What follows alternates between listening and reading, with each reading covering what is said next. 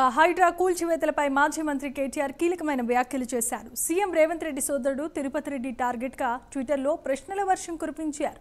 LKG చదివే వేదశ్రీకి తన పుస్తకాలు తీసుకునే సమయాన్ని కూడా ఇవ్వలేదని ఆయన వాపోయారు.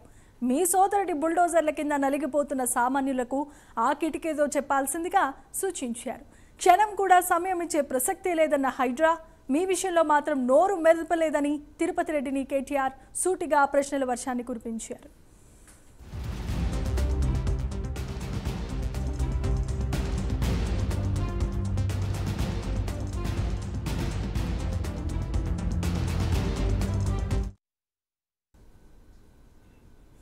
తెలంగాణ రాజకీయాల్లో అమృత్ పథకం సెగలు రేగుతున్నాయి. సోషల్ మీడియా ఎక్స్ వేదికగా కేంద్ర మంత్రి బండి సంజయ్ను BRS working president KTR target చేశారు.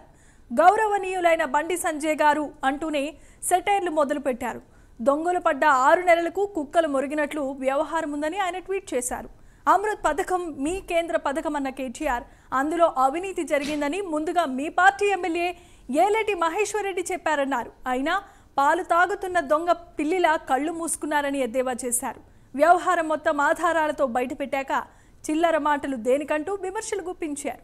సిబిసి స్వతంత్ర సంస్థ అని, దానికి మీ సిఫారసు దేనికని ఆయన అన్నారు.